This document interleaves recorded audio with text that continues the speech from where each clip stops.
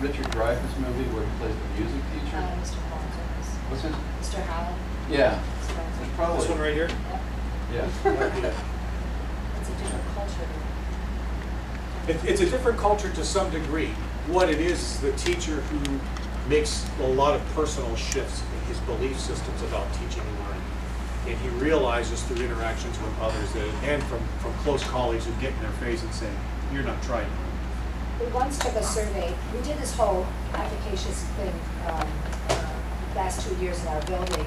We did this whole big can-do. We actually took chicken noodle cans and put labels on them and gave them to our staff because our staff has become complacent. And we once said to them, how can you say the students don't learn? Ask your students really what they learned today. Didn't say you had to learn it in your classroom. Ask your students what they learned today. And I'll tell you, so I did this. I have a really different relationship with my students. Doug will tell you, we're like family. I mean, they call me home when they got crisis. And they'll tell you which teachers came to class or school late.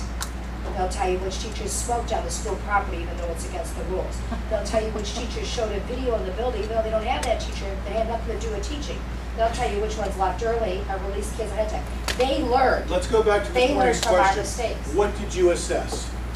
Listen to the assessment that's going on in this. And that's where you start. You Right let here. your students Right here. give you the tool to change the culture of your building because that's the learning that they have. They learn that you don't care enough to be there on time to open up the door and you run in late because you're having a cigarette and you're upset because and you're on your phone. You don't tell us a text, but you're texting at home. The modeling piece is massive. And not that's where you start. for the kids, but it's also very, very important. The modeling piece is critical for your colleagues. And that's tough love for us. Between colleagues is where they learn. That's right. And they hear what you say. They walk behind. If you have a building with 1,400 kids and the kids are walking, they'll hear, oh yeah, did you hear what Mr. Smith said? Yeah, he said, Mr. Dog is a pain in the butt, you know? And so they learn that. So they take that with them. And so we don't understand that. They're listening. And They are then learning. they text it to their friends. That's right. And they put it on their Facebook or They MySpace know who's getting page. divorced. They And know now the who's having social an affair. They know who's networking, dating who. viral information I thought I spreading. lived in a small community. Oh, honey, please. And that's where you start. And so I said to my students, if that's the kind of learning you want to do, then I'm in trouble. So what I like to do is take you out of that kind of learning. So how do you That's what I use your enterprise opportunity to begin to reshape some cultural issues that might be present out there, seriously, so that your kids end up as examples? That's right. And you are modeling and creating a subset of the school as an exemplary organization that in fact emulates the kinds of behaviors and language use and communications tools and so forth. Is there a magic bullet? Absolutely not. Is there a formula? No way. It's now in the moment, and that's what makes the good teachers stronger than the not. It's amazing. It's an amazing thing. Everybody's waiting for, give me the Messiah that's going to come down and make everything better. Not going to happen. Do you know any of these people? Do you recognize any of their faces?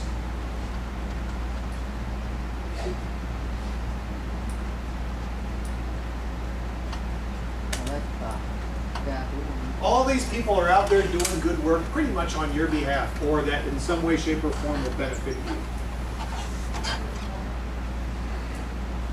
Any clues? The top people in the world. Pardon me? Hey, there you go. You recognize them. Great association. One earlier part of the program. Stephen Kevin. This is son Sean, by the way. The 7 Habits of Highly Effective Teams. I know who you want to know about. Remember the novelty piece? There you go. Okay, but any folks? Bill Gates. Where's Bill Gates? I don't know. Is that Up here? No. no? Here? Yeah. That's a guy named Who is Alfie Kohn. Who? Alfie Kohn. Alfie Kohn wrote a number of phenomenal. He's one of your most hugest, if that's a word, advocates. Wrote a fabulous book called Punished by Rewards, a complete substantive review of the difficulties and stresses on standardized testing movements and how creativity and so forth, sorts of things come forward. He actually wrote a book. I have it on my website. I gave you my business cards on my 2 Perspectives websites. All that is a resource page. It's places where I put book reviews and things. He wrote an interesting article called The 500-Pound Gorilla. Not to get too far off tangent here, but back when the standardized testing movement became very excited, and all of a sudden we're going there. How far back? 2000, 2001. We're not talking about the original college No, entrance. ramping up for public schools. Turns out that all of a sudden these schools had to have, everybody had to be on the same page on the same day. Programs like Open Court, the reading program for first graders and kindergartners. Open Court is a program that a lot of urban schools have adopted. Maybe you've seen that, I don't know.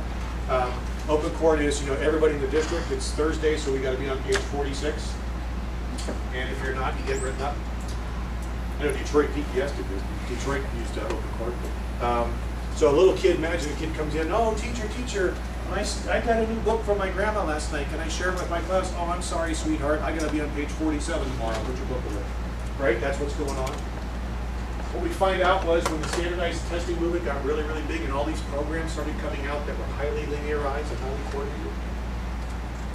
Turns out that in Michigan anyway, we had a company called Standard & Poor's.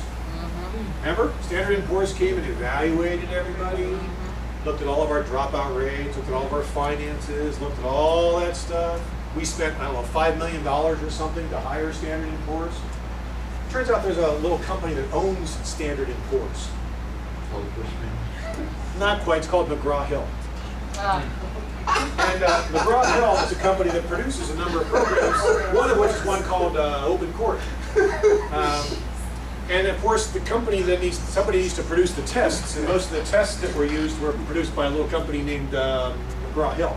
And then there are companies that needed to score all those tests, so those little companies with different names had a mother parent company named McGraw-Hill. And it turns out that Howard McGraw III, I think, is the father or the granddaddy of the McGraw-Hill company. He's very chummy with a guy named George W. Bush. Yeah, so if you're into the conspiracy theory, it's a very interesting article. I have it as a download on my website under digital delights. You'll see. That's Alfie Cohn. Anybody else that you recognize? Just the Seattle Fish Market. The Seattle Pike Place fish guys. You all been fished before? Huh? You all familiar with the fish philosophy? No. Fish. These are guys who are fishmongers. They said this is a very interesting thing for your enterprise. You'll see it at Borders. It's a book called Fish. And they decided that they had the most boring job on the planet. They were fishmongers. They gut fish every day and ship it out to people. And they decided that they didn't want to be that way anymore, that they wanted to become world famous. That was their goal. We will become world famous. So they put 4 primary principles in place, operational principles. Does anybody know what they are? 1, not in any particular order. Choose your attitude. Or choose your attitude. Or your candy jar. 2, or your candy. Oh. He's writing frantically now. Choose your attitude. Another one of my favorite ones, make their day. Particularly when you're not having a particularly good day. Make someone else's day. Send them a nice email. Go buy a card for your mom. Do something that's going to be pleasant for somebody else. The third one, play. It's important for an organization to play. In some ways, when you went through your final exam, that was sort of a playful thing to do. Not play as in go out and play basketball, although that might be one thing to do. But have fun in a non-hurtful kind of way, And the fourth one is, I forget. Brain research says let it go. The brain will continue to process, and when it's ready. And if you're Bill Cosby believes your memory cells are in your butt. Because he says, how many times have you been sitting down and you go, I need to go upstairs. You go upstairs, and you get up there and you go, Well, what I can cook her for you you. get all the way back down, and you sit down, you stimulate the cells, and you go, oh, I was supposed to go get my scissors, So Bill Cosby thinks Bill Glasser, choice theory. This is brain research stuff. Bill Glasser, you may love him or hate him, but one of the key things, and I think you'll agree with this, human beings like choice. No matter what, we all like. You were just given an opportunity to choose, weren't you? Most of us You are. did it, didn't you? Absolutely. Is that the fourth principle?